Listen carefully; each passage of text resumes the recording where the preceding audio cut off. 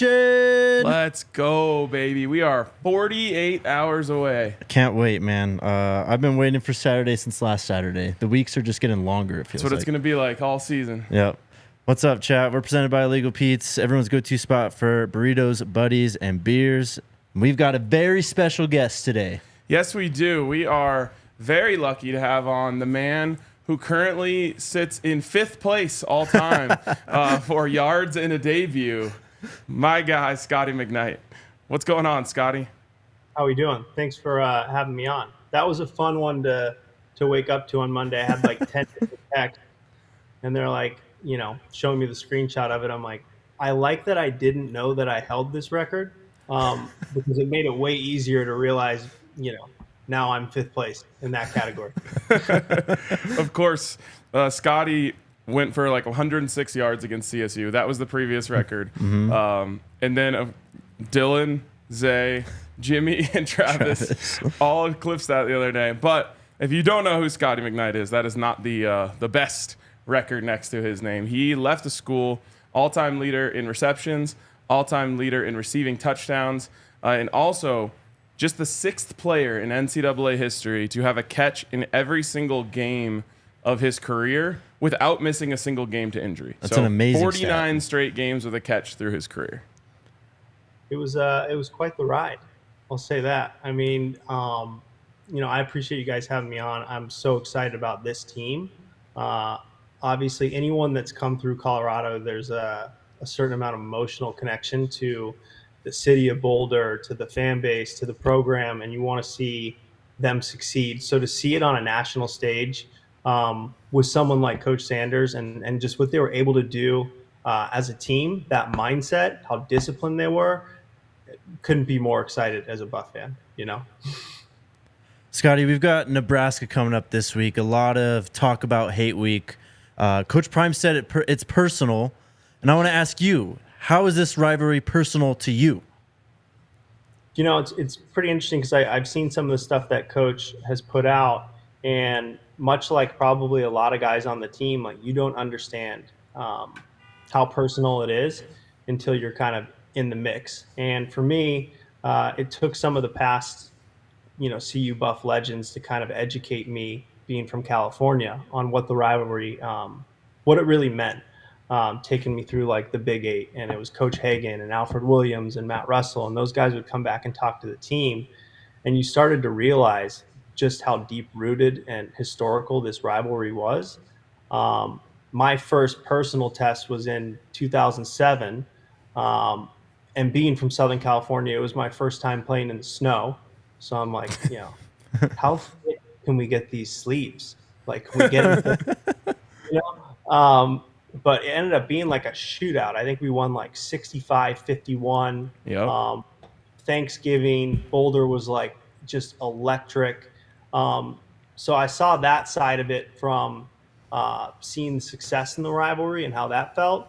And then the following, and this was like a pretty loaded Nebraska team. They had Ndamukong Suh, especially loaded on the defensive side of the football. They had Prince Amakamura, who we had a ton of battles with, me and him, who I loved to death. But there was also a respect amongst the players and like respecting the rivalry.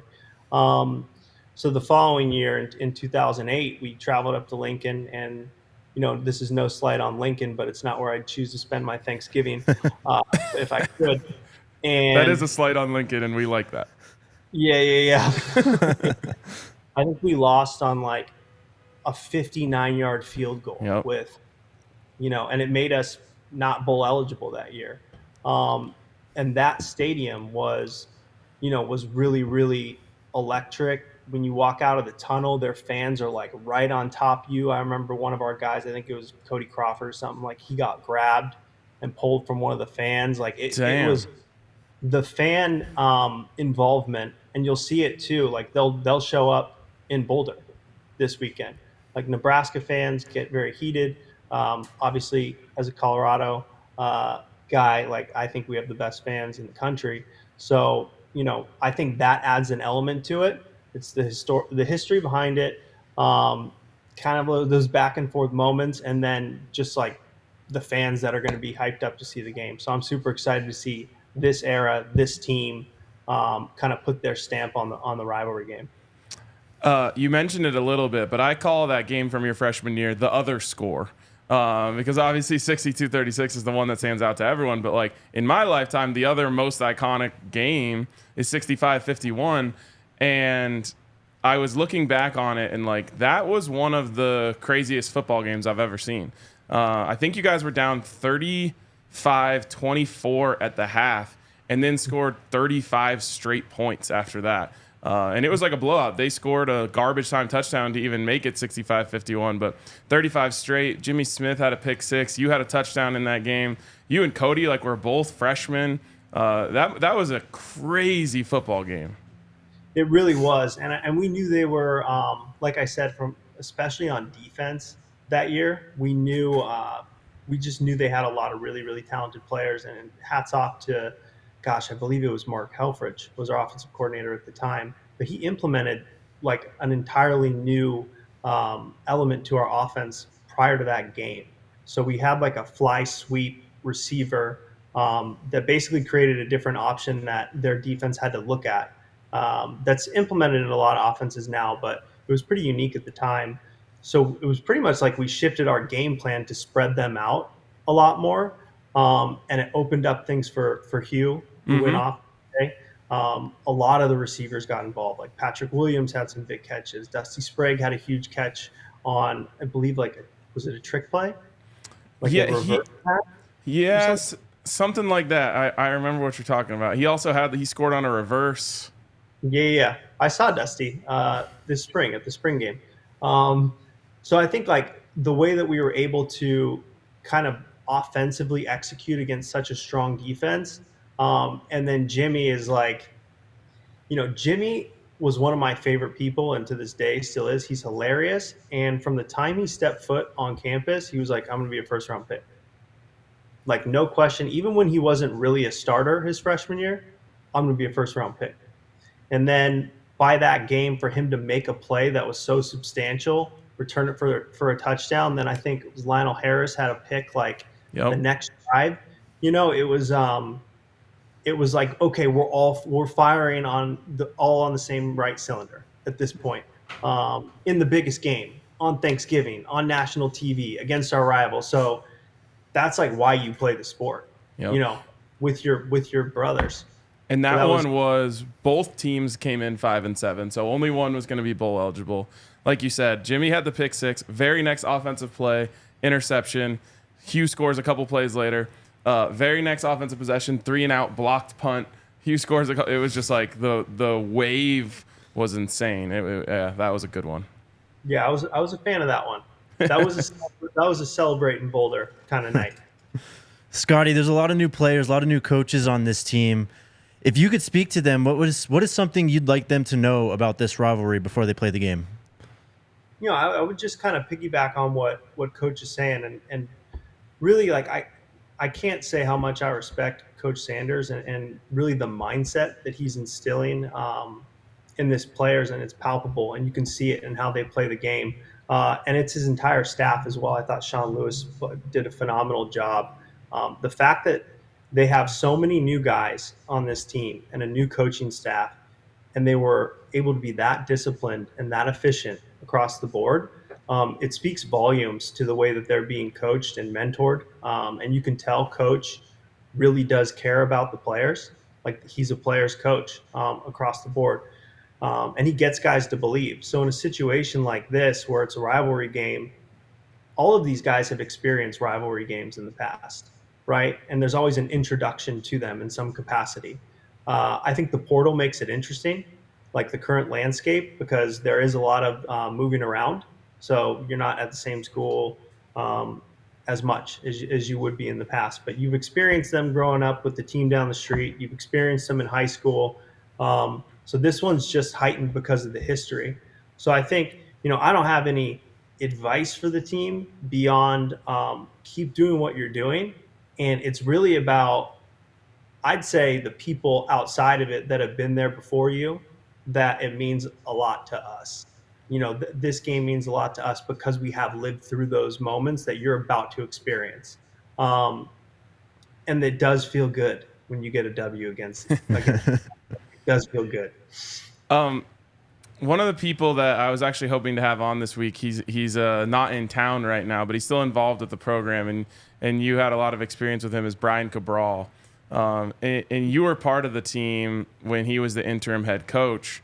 And I don't think I've ever seen any coach like lean into this rivalry and the hate of Nebraska as much as he did during that week. Curious just like what he was saying to you guys that week and just how he like kind of influenced you in terms of hating Nebraska. Yeah, it's Coach Cabral. Between he and Coach Hagan, I think on the staff that I was a part of, they really did always kind of educate on the history. And when Coach Cabral took over and was our interim head coach at that time, he gave it to us, and he had former players come in, and it was constant throughout that week of just having us really understand kind of the disrespect that's existed throughout the years. And because he'd been with the program for so long, like he could speak to personal examples. So I think one of the things that makes college football so special is you come in with a pretty young, dynamic group of people, and you work tirelessly together and in pretty extreme situations. Whether it's waking up at 4:45 to go do your mat workouts at 5 a.m., like it's pretty much collective suffering, and you're playing banged up. So that brings you really close. So when you have that strong kind of unit and you feel like someone else is disrespecting that unit, then it's time to go. So I think that's what Coach Cabral did, is like, you guys are a family. These people, they're coming, they're not knocking on your door. Like, they're trying to kick your door down. So what are you going to do? And that causes a fight mentality of like, all right, let's roll. Scotty, I mean, you watched Colorado last weekend. How do you see this matchup kind of working out on Saturday? Obviously, 2 new coaches, a lot of new players. What do you think this game ends up being? Yeah, I think obviously Coach Rule's had a ton of success, in different. Obviously, Baylor had a lot of success there. Carolina, look, that's a tough position to go to. I think he's a tremendous coach. He's got a great staff. He got some great players in there as well. For me personally, like I have a hard time, and I'm incredibly biased. But from a head coach standpoint, with Coach and what he's doing, like I'm bought in to him.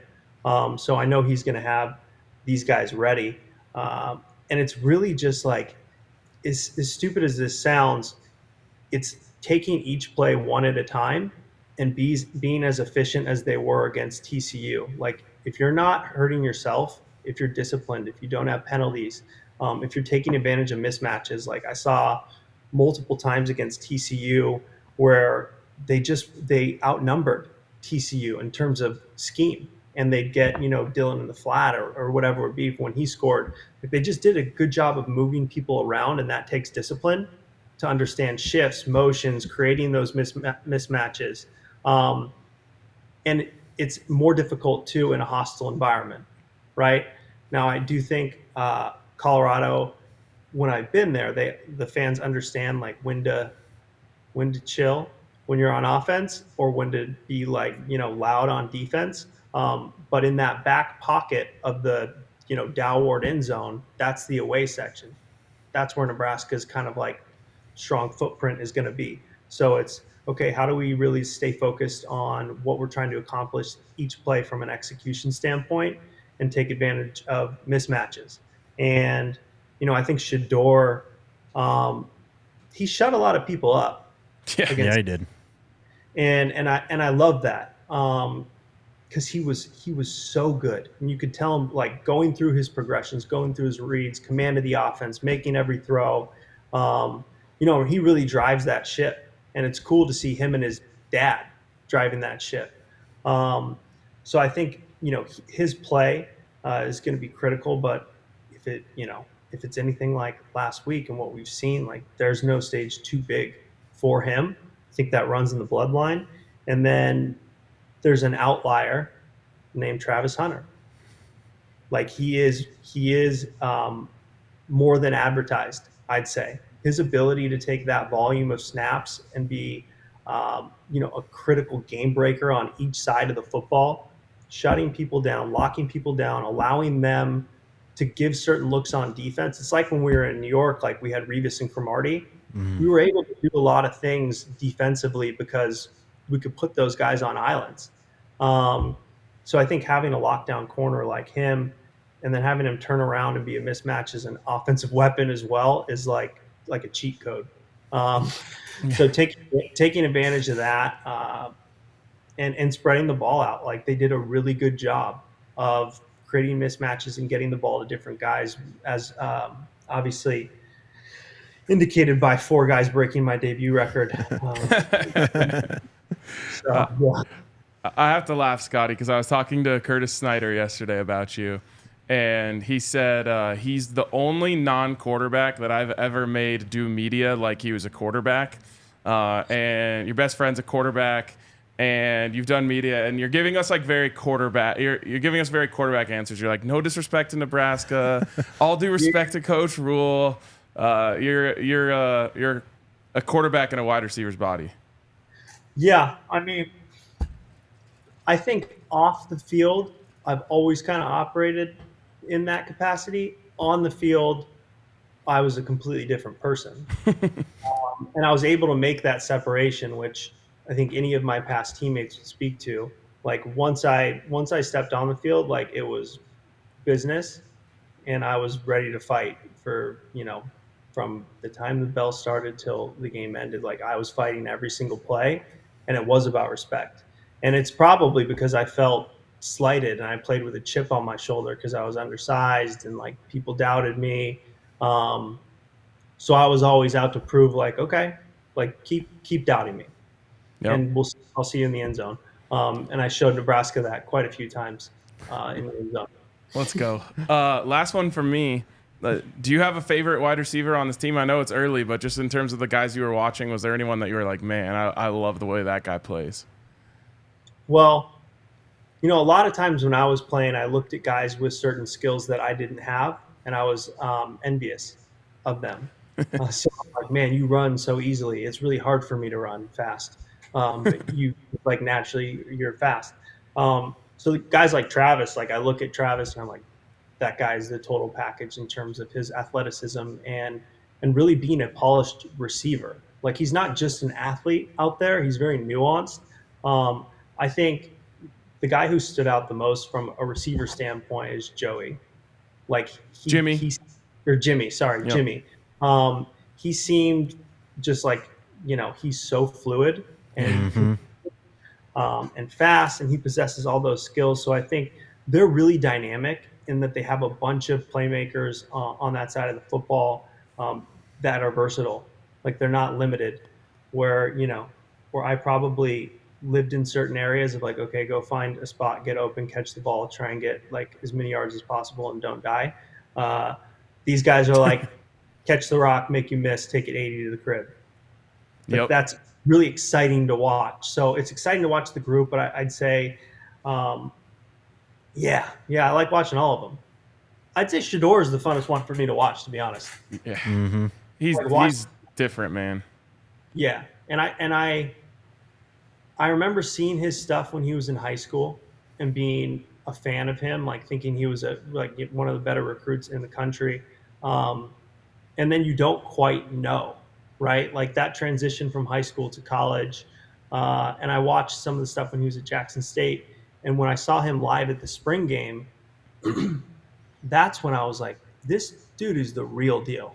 And I get that like it wasn't live and they weren't hitting and all that stuff, but some of the throws he was making and how he's dictating the defense with his eyes and coming off, like it was NFL level, going through his progressions and then delivering, top throws, 50 yards downfield with the correct arc, like all of those things. I was like, this, you can't make that up.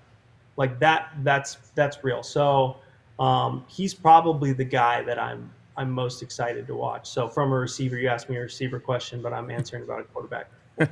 Scotty, you described, how you were a different guy kind of off the field and then when game day came. And we talk a lot about dogs on this show and dogs on this team. So I want to ask you, what does it mean to be a dog while wearing that black and gold? Yeah. I think it's an attitude that you carry, that it is personal for you. Each play is personal, whether that's finishing a block. Like you're not just out there trying to, make plays or whatever. Like you actually want the other team to feel it. And for me, my fiance hates that I say this, but like for me, when I would go into any type of game or competition, like I didn't want to just win. I wanted the other person, I wanted to take their soul out of them. I wanted them to want to quit the game and potentially never want to play football again. Like that's how I approached competition. And I think if you have people that have that mindset that are like, nah, I don't just want to win. Like I want to take your love and joy away for the sport because I'm here like all day. Like that's kind of what I would think is a dog. That's a beautiful way to wrap up. Man. I love that. That fires me up, man. Scotty, appreciate you coming on, and we'll talk to you soon. Thank you, Scotty. Go Buffs. Go Buffs. Go Buffs, baby. There he is, Scotty McKnight. That was awesome, man. He really was a dog, dude. Yeah. And it's funny because he and I are actually working on a project, a non-Buffs related project. Yeah. And I'm like talking to his coworkers. And I think the reason why he had that chip on his shoulder goes to this. When people looked at him, they just didn't think he was like that. Right. And even his coworkers are like, okay, so was he like, he's sneaky athletic, and like you look up and you're like, oh, he had a nice game after the game, or like, was he actually good? And I'm like, no, he was. How the hell is he open on every play good? Mm-hmm. Like every play, dude. And I think that like he probably did make some people want to quit the game because he was just out there running like perfect routes one after another, and no one could stay with him, even though he's like a small white guy. 5'11", 185 is what he listed at in 2010. Yeah. I mean, to be that size and to do what he did just in terms of the records, the production, you have to be a dog. Oh, yeah. You just have to be. Yeah. That was great. Yeah, fantastic. All right, shout out to Snarfs. John Denera approved. They're all about quality. They've got their signature white wheat bread. They've got tons of good sandwiches. Also, check out Snarf's Burgers and check out their Jardinera peppers online or in store. They've got a few locations here around Denver. Make sure you download the Snarf's app for online ordering and delivery. You can also join Snarf Rewards and receive a special welcome offer of $5 off an order of $10 or more. There's going to be member-only offers, birthdays, gifts, referral points, and more. Give them a try for yourself at our Broncos tailgates this Sunday. Then shout out to Pins and Aces, the official golf apparel partner of ALLCITY and DNVR. We love our Pins and Aces gear. We get tons of compliments on and off the course. They got amazing polos. They're fun. They've got tons of different kinds, so make sure you check out their whole collection. Not only that, but hats, golf bags, beer sleeves, all kinds of good stuff. Check them out at pinsandaces.com. Use the code DNVR to receive 15% off your first order and get free shipping. That's pinsandaces.com. Breaking news, Jake. Oh, gosh. What do we got now? Both the Colorado State and USC games are officially sold out. Get on these tickets ASAP. You've got 2 games left that aren't already sold out. I don't even know what they are off the top of my head, but we're up to 4 home games. So, yeah, that leaves Stanford and Oregon State? No, Stanford is family weekend, so that one was the second one to sell out. Oregon State's got to be one then, right? Yep. Arizona? Arizona? Yeah. Oregon State and Arizona. I had a buddy call me last night. He's all, I want to go out to a game, dude. And I was all, brother. Good luck. 1, good luck. But 2, you better get on it. Like, yeah. We're in season. Start saving. Yeah. All right. The story that came out last night that has everyone excited, everyone pumped for the future of the Coach Prime era at Colorado. Bryce Underwood, the #1 overall recruit in the 2025 class, 5-star quarterback, will be coming to Colorado for the USC game. What do you say about this? I said the same thing I said on Twitter, which was LOL. Like, at this point, I don't know how to react to this stuff. I just laugh. the number one player in the country, the number one quarterback in the country, and it would perfectly line up for him to succeed Shedeur after his career. Like, are you serious? Yep. And I was thinking about that just even the last couple of days. It's so funny that this happens now because it's like, okay, next season, in a world that Shedeur stays, and I think most scenarios he stays and plays his final season that he'll be able to play with his dad as his head coach. Now, Caleb Williams is talking about not coming out, and Shedeur's shooting up draft boards. So like, if he's going to go be the number one overall pick, no one's going to blame him if he goes. Right. But that's a little bit down the road. I think he does come back. And I was just thinking, like, man, it's going to be hard to ever have a quarterback this good again. Like, that's what I was thinking just yesterday. It's like, it's going to be hard to replicate this. And you obviously believe in Coach Prime's ability to recruit, but Shedeur is really special. Different. He's different. And there's so many aspects that go into being a quarterback, and he just checks every box. And so I was just thinking, like, man, it's gonna be hard to replicate. Like, next year is going to be an incredible opportunity for them, especially with him being in his last year as quarterback, most likely. And then this news drops, and it's just like, okay, doesn't matter. And Coach Prime is just going to keep getting top recruits. And, like, we said it after the TCU game, like, every recruit in the country is sitting there thinking, I should probably go to Colorado. I at least got to go check it out. Spots are going to fill up quick. They are. But to be able to be in on the number one quarterback in the country is just remarkable. And it's not surprising anymore. But it is just like another one of those things that's just, you just laugh. It's just like, oh my God, how are we here already? It's insane. And we're running out of like words to say, ways to describe what's that's happening. why I just shake my head. Yeah. I'm just like, I don't know. This is just our life now, I guess. Yep. 2021, he was the Max Preps National Freshman of the Year.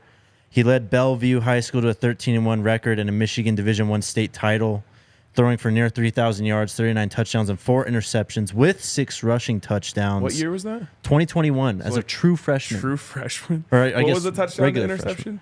Total, it was 45-4. Okay, that sounds like the guy who's under center right now. Last year, 2022, Max Preps National Sophomore Player of the Year and the Max Preps Michigan Player of the Year. Threw for a little bit fewer yards than he did in 2021, but also 37 touchdowns and ran for 8, so he still got the 45 touchdowns. How many interceptions? It doesn't even say. I don't even know if he threw one. 0. He led Bellevue to an undefeated season and second consecutive Michigan D1 title. He attends Bellevue High School out of Bellevue, Michigan, 6'3", 205. Been linked heavily to Michigan. LSU and Alabama are also in the mix, but now Colorado is right up there. And they will have a chance to make a massive impression. His dad spoke to Steve Wiltfong of 247 Sports. He was asked about, Michigan and LSU are kind of leading his recruitment right now. And he just said, that's so far from what's happening. There's a lot going on, obviously. Where's this other quote? Why did he write it like this? I'm sorry. It's all good. On Colorado, they're definitely in the picture, which is a great thing, especially what they did last week. Great game that they had. We were able to talk to Prime. Everybody pitches. They want Bryce to take the keys to their offense. They think he's a guy to back up or be mentored by Shedeur. Just having that opportunity, and Prime is a legend. When I was a kid, I wanted to be like Prime. I played corner. Having that guy on the other end talking to my son, it was surreal. We really like Colorado. Amazing. How could you not? How could you not? But okay, back up and be mentored by Shedeur. How does that work? That doesn't line up, does it? Unless he reclassifies and becomes a 2024 kid and he's here next year. Sign me up. Can Winston Watkins do that too? That would be amazing. I mean, unbelievable, man. They already have a 5-star in the 2025 class. I know. They could have the best class in the country. Like that. They're charging towards the number 1 recruiting class in the 2025 class. Think about that. Number 1. That means ahead of Alabama, ahead of Georgia. Like, that's on the table at this point. Yep. And again, if I'm a player anywhere in the country and, this team succeeds this year, which we obviously think is going to happen, Yep. they're going to succeed next year. And the only thing that would make you choose Alabama or Georgia over coming to play for Coach Prime, in my opinion, is the ability to win a national championship. Mm-hmm. But if they start rolling like this and they're bringing in a class of that caliber, then that's what you're thinking about. You're going to say, I'm going to go have a chance to win a national championship at Colorado. Like, again, I said we're running out of things to say. That might be the first time I've said that. But, like, that is the path if you start getting recruiting classes like that and you can compete with those big SEC schools. So not only that, Colorado is also in the mix for 2025 four-star quarterback Antoine Hill. He's a top 70 player in this class, only a four-star right now. 6'5", 215 already, though. Jeez. Steve Wiltfong wrote about him. He is related to Trey Hill. He was a All-American selection from Georgia on the offensive line, drafted in the 6th round to the Bengals in 2021. So he's got bloodlines. This was, not that we had questions about Coach Prime, but we only got 2 3-star quarterbacks in the 2023 class. That felt like how this program makes the next step. Get that blue chip quarterback. Oh, yeah. They're definitely in the mix. Well, and that's how they're going to do it this year. That's how they're going to skip, the process. Yep. But with the quarterback, that is the key to this game. If you have the guy under center, you will win games. And we said, it's funny, we haven't even talked about this, but we said all offseason, Shedeur is going to go win you football games. Like, you will win games just because of him sometimes. Did it Saturday. 1-0. Yep. 1-0 on that. They won the game because of Shedeur. Obviously, there's all sorts of contributions to the game. But when your quarterback throws for 500 yards and 4 touchdowns, you're going to win. And the whole team believed, Neely told us this after the game, give to the ball, we're going to go score. Like, there's nothing stopping us. And that's what Shedeur said, too, yesterday or whatever day we talked to him. He was like, yeah, like that 4th down comes, and I'm just like, there's no way we're not converting this. Like, we're going to go score. We're not going out like this by not converting this 4th down. And he was right. So Bryce also talked to Steve Wiltfong about Coach Prime and the Buffs getting him out there to Boulder for the USC game. He said, I wouldn't say I feel nervous, but it was very exciting to have my first conversation with Coach. It was good. Or just him letting me know that he wanted me there and to lead them to a national championship was exciting to hear. Like, it's a movie, man. Feels like we're in a movie. All right. What else we got? By the way, if you want Bryce Underwood to come to Colorado, hit the thumbs up. And subscribe to the podcast on Apple Podcasts or Spotify. We'd also appreciate your 5-star review. How is Spirit doing today? Our girl. How is she doing? There she is. Oh, she's strong. Yep. Shout out Saturday Neon. The company started by 2 friends and former college roommates at CU who make officially licensed collegiate logo LED neon signs. They're based out of Denver. They've got signs for 19 select schools. Colorado's in there as well. Everything is shipped that you need to mount, power, and dim every single sign. They're easy to install and operate as well. They make great gifts. They're great for your office, man cave, dorm room, basement. Go to SaturdayNeon.com. Use that code DNVR. You'll get 10% off of your order today, and you get free shipping on orders over $200. Also, shout out to DraftKings. We're back fully. The NFL season starts tonight. God. I haven't thought about that once. I agree, but I'm still so hyped for NFL crazy, tonight John. and on really Sunday. haven't thought about that once. Really? Yeah. You're locked in. I'm so locked in, dude. The craziest thing is, how like Twitter now has the algorithm that'll just feed you what you want to see. Yep. The only thing that's on my timeline is Buffs. Me too. Like, yeah. I haven't seen I can't even get like a Zach Stevens tweet in there. I know. This time last year, my timeline was still more Broncos than Buffs. Oh yeah, and it's just like everything because everyone in the country is talking about them. So there's an unlimited amount of content on it, and it's just feeding me that. I had to like flip over to my following tab, and I was like, oh right, there's other things happening in the world. I know. Anyways. Shout out to DraftKings, an official sports betting partner of the NFL. They're giving you a can't-miss offer for Week 1 of the NFL season. New customers can bet can bet $5 and turn that into $200 of bonus bets instantly. Just download the DraftKings Sportsbook app now. Use that code DNVR to sign up. Again, new customers can take home $200 in bonus bets instantly just for betting $5 with code DNVR. Only on DraftKings Sportsbook, an official sports betting partner of the NFL. The crown is yours. Gambling problem? Call 1-800-GAMBLER or visit www.1800gambler.net. In New York, call 877-8-HOPE-NY or text HOPE-NY 467-369. In Connecticut, help is available for problem gambling. Call 888-789-7777 or visit ccpg.org. Please play responsibly. On behalf of Boot Hill Casino and Resort, 21 or older by jurisdiction, void in Ontario. See dkng.co/football for eligibility terms and responsible gambling resources. Beat it up, Jake. We're running out of time.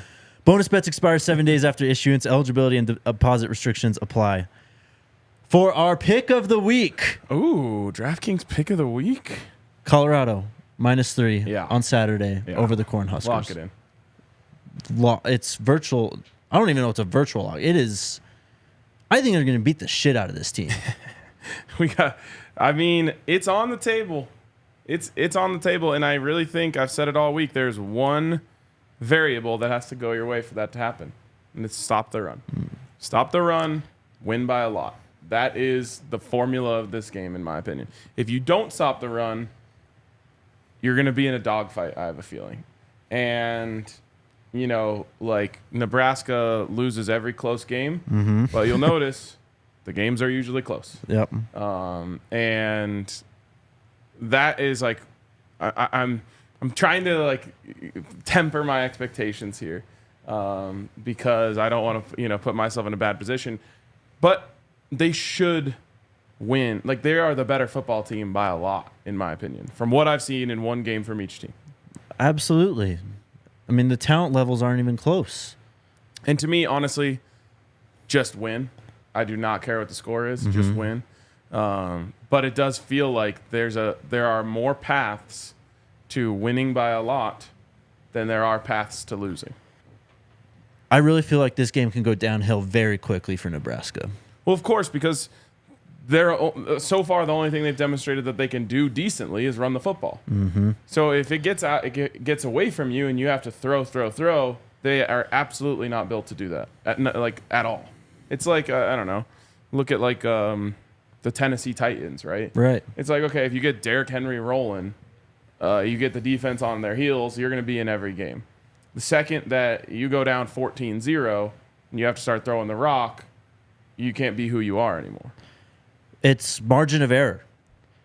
Shedeur has probably one of the biggest margins of errors in the country in terms of his play. Jeff Sims is razor thin. Yep. I mean, it's going to be on edge for him, I think, from the minute the game kicks off until it ends, because you can't mess up with this team. We saw against TCU, they had 2 turnovers. They won that turnover battle and won the game because of that. Yep. But they still left opportunities on the table. They had a block kick. Yep. Which is essentially a turnover. Exactly. So, I mean, I feel like one turnover from Nebraska could very easily snowball to a double-digit lead for the Buffs in 2 drives. If there's one thing Nebraska is going to do, it's fumble the football. They have forever. They always fumble. So they'll get one in that department. It's funny, Jake. Last week, the only thing stopping me from saying Colorado is winning this football game as a statement rather than a thought was the spread. The Vegas scared me. I was could they be that wrong? And I was I shouldn't have done that. I should have just trusted my gut. It's almost the opposite this week, where it's I think 88% of the bets are on Colorado spread and Vegas isn't budging. And again, it's just what are they doing? Are they trying to lose money? I don't know. They need to watch this show. They do need to watch this because the talent on this team, what Travis Hunter does, and again, I got laughed at it in the office yesterday, but this team has reinforcements. Totally. And honestly, players win games. If you started going through the best players on the field this week, how many Colorado players would you have to go through before you got to a Nebraska player? I don't even know which Nebraska player I would name. I don't either. Like the running back was solid, but Colorado has like 6 good running backs. I don't know, man. They have nothing in the secondary. No.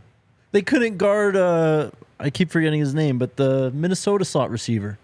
He was routing defensive backs up. Yeah. I mean, exactly. That's the point. Players win games, and Colorado has the best players. That's when I knew last Thursday. I was like, all right, this team's talent is just so far beyond what they're going to see on their schedule. Like, Nebraska has no one that can hang with Travis. They don't have speed to hang with Dylan. Shedeur's just going to carve them up. I don't care if you're going to play zone and drop 7 or 8 all game. Like, good luck trying to defend that. 60 minutes. People got way too caught up in 1-11. And I made the point last week where I said, if this team was 11-1 last season, lost the exact same amount of players, kept the exact same players, and added the same players through the transfer portal, everyone would have predicted them to be good. Mm-hmm. But because they're 1-11, people just couldn't imagine that they could turn around things that fast, that Coach Prime could turn around things that fast. And I think that's where people got lost on this team. Really quick, Jake, I want to bring this up because Pac-12 basketball champion Jeremy Adams is in the building today, and he's here with his dad watching the show. And it just reminded me, first of all, thank you guys for coming and watching the show. Yeah, shout out. But it reminded me of all the players' family members who came up to us last week. I know. And I thought that was so cool. Yeah. Just hearing from, Roderick Ward's parents and, go on down the list, telling us that they watched the show. I didn't know that. I didn't know that so many players' family members were watching the show. So shout out to any of the players' family who was watching out there. We really appreciate you guys. And it does mean a lot when you come up and tell us you love the show. I mean, Coach Rashad Davis, offensive analyst, his family was tailgating next to us. Yes. And they were loving me. It was crazy. I was like, I couldn't believe you guys are watching our show. Yeah. That's so you have firsthand knowledge that you can learn from Rashad, and you're watching us. It's amazing. It's great. So thank you guys. Anything else, man? Let's talk to the people. Let's do it. Shout out to our friends over at Shady Rays. Take on the sun with gear built to last. Our friends at Shady Rays have you covered for the warm, beautiful weather ahead this Saturday in Boulder. Shady Rays is an independent sunglasses company. They offer a world-class product. Durable frames, extremely clear polarized optics for all your outdoor adventures. Every pair backed by their lost and broken replacement program. Head on over to the Shady Rays Mall, the Park Meadows Mall, to shop for Shady Rays, or go to shadyrays.com and use code DNVR for 50% off 2 or more pairs of polarized sunglasses. And you can try for yourself the shades rated 5 stars by over 250,000 people. Then Backus and Shanker. When you get hurt, Backus and Shanker are here to help. They've been helping Colorado families win for more than 25 years. No fees to speak with them about your case. No fees while they work on your case. No fees unless they win your case and win money for you. They've won over $1 billion for their clients and help with all kinds of injury cases where you weren't at fault. Car accidents, motorcycle, rideshare, pedestrian, trucks, even if you're injured at work. If you need to sue, smash the 222-2222. Backus and Shanker wins. By the way, to everyone who was saying, they almost missed the show, I can't believe they're late, you can always watch the replay. Of course. You don't have to catch it live. But we have a lot going on today, including something very cool that I'm doing up in Boulder that you'll see in, 6 to 8 months. Is that a fair guess? Sooner? I don't know what you're talking about, but sure. Okay. You know exactly what I'm doing up in Boulder today. This guy, man. Bro, it has been a wild week, I tell you. All right. Well, anyways, something cool that you guys will see in a few months. There you go. Oh, I do. Jeez. I remember now. Okay. Yeah. You'll see it. You'll all see it. Yep. You all will, for sure. What's up, Michael? What happened to Jahquez? I don't know. He returned to practice on the 26th. He was practicing last week and didn't make the trip. So hopefully I get some information today or tomorrow and I can let you all know. Well, that's an interesting topic, though. And you can say Jahquez here if you think he has a chance to play this week. Who do you think steps in for Slush? Jahquez. Okay, so you think he'll be healthy, ready to go, and he makes the start. I mean, he wasn't like hurt. Like he was hurt, obviously not practicing. He wasn't like limping around and stuff. Like he was fine when we talked to him, I felt like. So I think coach is being very, very cautious with his players that are hurt. And not just because he doesn't want them to get hurt down the line in the season. He's looking out for them long term. Long term, yep. So he's going to be careful with a lot of guys like that. Obviously being careful with Alton. So I'm not freaking out.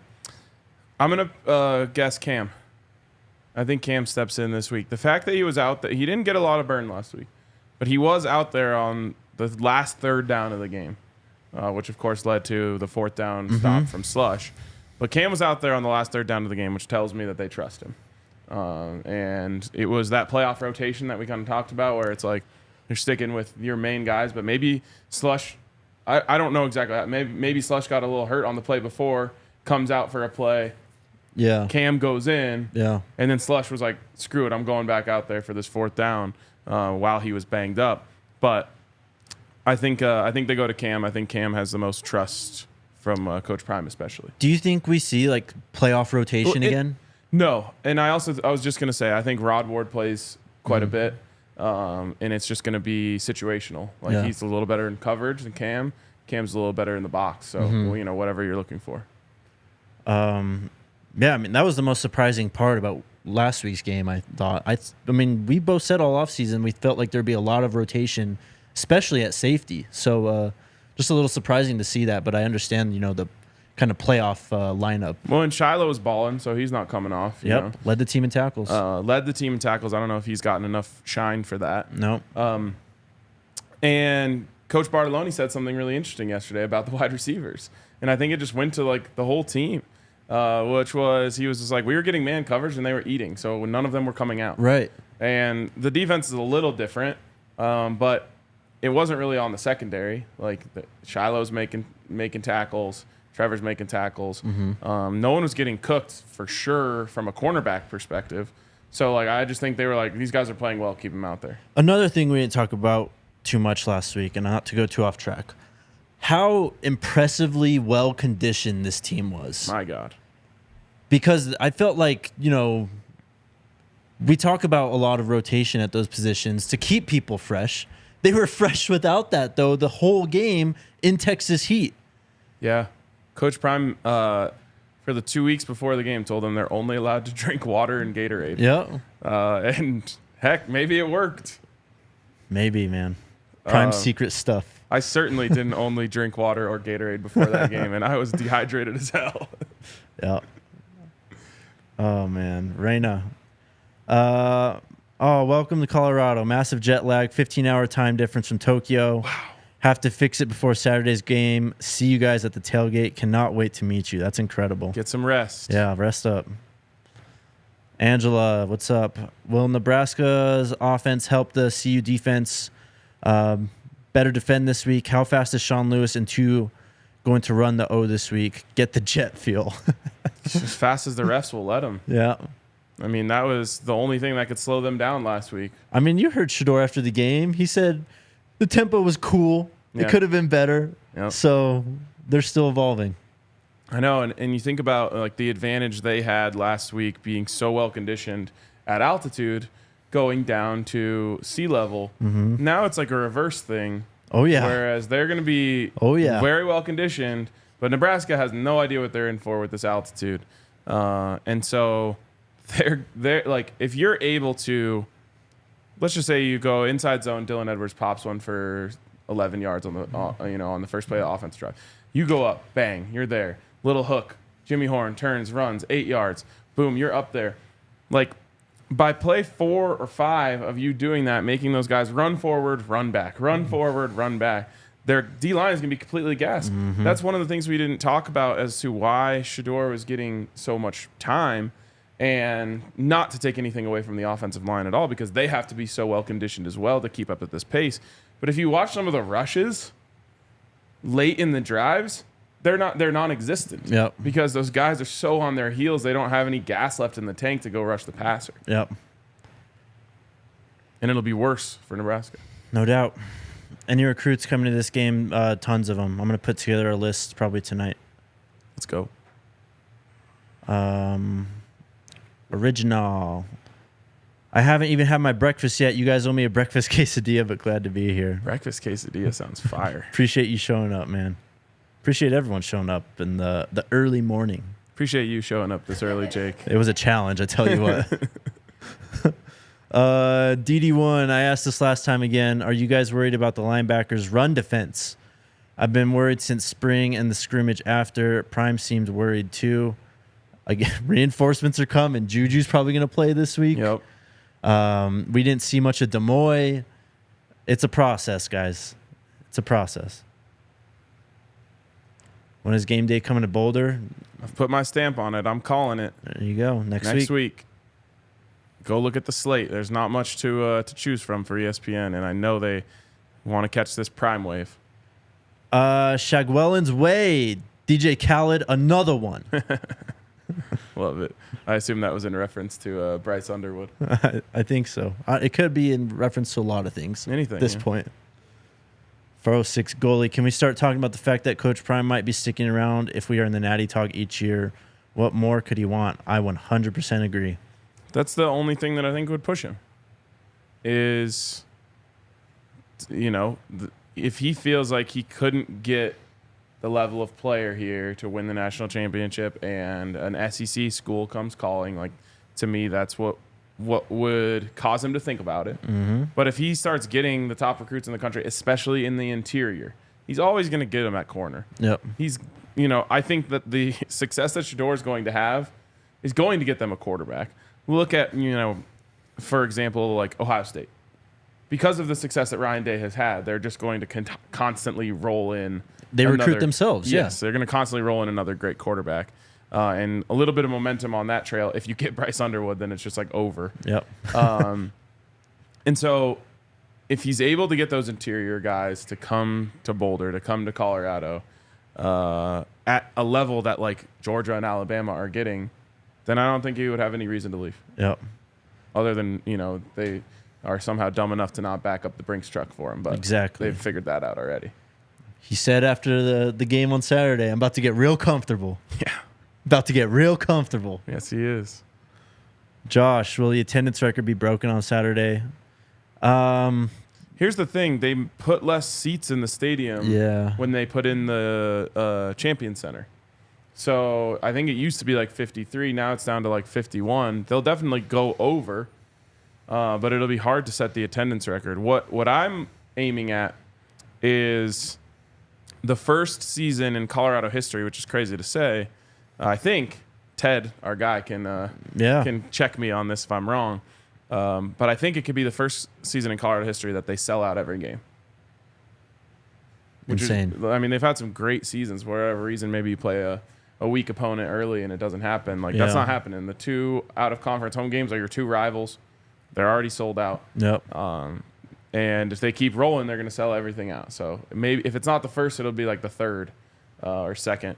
So that's the record I would be chasing when it comes to attendance. I love that comment. Because of you guys, I'm understanding a lot about the game and listening. Go Buffs. That's all I have been watching. That's amazing. I love that, man. Hell yeah. Jake knows ball really well. Is one of the first So do you, brother. Thank you. It's one of the first things I noticed about him when he came in here. I was like, oh, the team's going to suck, but at least we're going to be able to talk football. I managed to put together a fire film room when this team was 0-5. What was that, the running game one? Yeah. Yeah, why they can't stop the run. It was ugly. It really was. Tavon's asking if we'll see Alton on Saturday. I hope so. I truly don't know, though. So this is just a theory. I don't have any inside information on this. But we heard from Coach Prime on Monday. Monday, right? Yeah. Tuesday. That Alton tried to go out there with his regular jersey on. He took off his gold jersey. I saw the video. Coach Prime, all you see in the clip is Coach Prime being like, sorry, man. He's like, it's okay. And he's taking off his white jersey for his yellow jersey. I think the reason he did that is because he was told, like, you have the green light to play this week. Again, just this is a theory on my part. And so he was like, oh, cool. I'm ready to go. I'm ready to practice. And I think they were like, no, we want you to be ready for Saturday. We still don't want you getting hit in practice before then to Derail. So that's my theory. So I'm going to say yes, we do see Alton. Yeah. I don't know about the unis this week. We haven't heard anything. I'll go theory again. I'll say the inverse of last week. So all black, but keep the gold numbers, including black helmets. I hope they did that. That gold was amazing. It was so good. It looks incredible in pictures, too. Oh, man, the pictures from last week. The only thing I didn't like about it is, especially from where I was sitting, and then even from the TV camera, it was hard to see the numbers. Yeah. It was tough from the press box, too. Yeah. Even with binoculars, it was just like... Especially with like running back rotations and stuff. You're like, who is exactly, it? Who is it? Yeah. We were pretty far away, too. We'll have a much closer and better view on Saturdays. Shout out to Adrian for the super chat. We have a D-Hop Burka and the best rookie tight end. We're going to be a different team this year. Tighten up, Sco Buffs. Good luck to you, brother. I think he's talking about the Titans when said they can't win if they don't run the ball well. D-Hop and Burks is what he meant. Yeah. We'll see, brother. Ernie, everyone talks about game day at the CSU game. Why not wait till the USC game? Seems like a better audience considering it's a California school and the LA market. Why not both?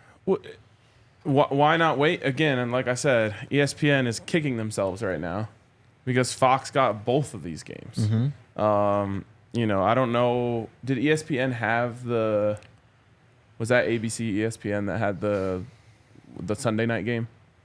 For football or for I was traveling. I didn't get to watch it. I didn't watch either.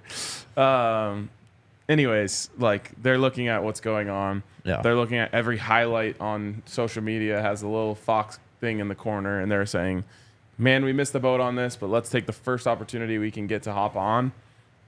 I would bet on it. I would bet on Colorado. Someone said too hot for all black on Saturday. The high is 83 on Saturday. Did it really drop? It was 90 when I looked yesterday. Yeah. Let's go. Or actually, yeah, it's 83. Mine says 89. Hope yours is right. I hope so too. I guess I'm in Denver. There you go. I flipped it to Boulder. Now we're 84. Yep. That's not bad at all. No, it's gonna be beautiful. Oh man, when we get to the tailgate, 7 a.m. It's gonna be like crisp fall air, like 65 degrees. Let's go. Ken is asking, who's your candidate to receive an L and a D this week? Great question. Dylan's got to get... Dylan's getting the D. Yeah. Damn it. The L. Who stood out as I think leader? Zay should get one. That's a good one. Tank would be a great one. I feel like Jack Bailey or Van could be an L as well. Yeah. Maybe some Shane Cokes. I understand Coach Prime's theory behind it. It's hard to talk about. It is. I didn't get to say this on the pod yet, though. I love it because you have to have a tremendous amount of confidence to put an L on your jersey and then just go out there and whoop another team's ass. I absolutely love it. It's true. It's like taking the power out of it. Yep, exactly. Bishop with a dog tag. Bishop needs a dog tag as well. Yep. Green Creole, thanks for the shout out on Saturday. My bestie and I drove up from San Antonio. That's awesome. RK made her cry happy tears. That's so cool. That's amazing. It was great meeting you guys. I think they left at 2 a.m. from San Antonio to make it to the tailgate when we were there. So that was awesome. It was great to meet you guys. And I can't wait to see who we meet this week at the tailgate. Trevor Woods, another great one for leader or dog. Oh, yep. Warren, what's up? Another super chat from him. How many touchdowns ahead will see you go up in the next 2 games before going deep into the bench? Let's see.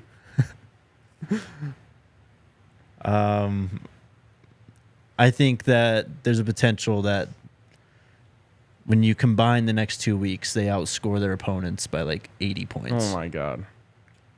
I love that you're somehow the one that's ready to go that far down the path, not me. But it's not a possibility. How do these teams? They don't match up with Colorado at all. He knows ball. I know ball. Anything else? Release the Rock. I agree. We'll hear from him soon. Did you see his videos up to 85,000 views? Hell yeah. It's great, man. He got that message out. He was really vulnerable, and I think a lot of people are on his side now. You guys will hear from him very soon. Cool. Anything else? That's all I got. All right, pregame show tomorrow. We're going to have the draft pod tomorrow, too. We're going to talk all things college football there. So, we'll be live for that. We'll just have the premiere for pregame show. Yeah, pregame show will premiere live, so you guys will still be in the chat hanging out, but we won't be able to see your comments. Yep. All right. See you tomorrow. Let's go Buffs. Let's go Buffs.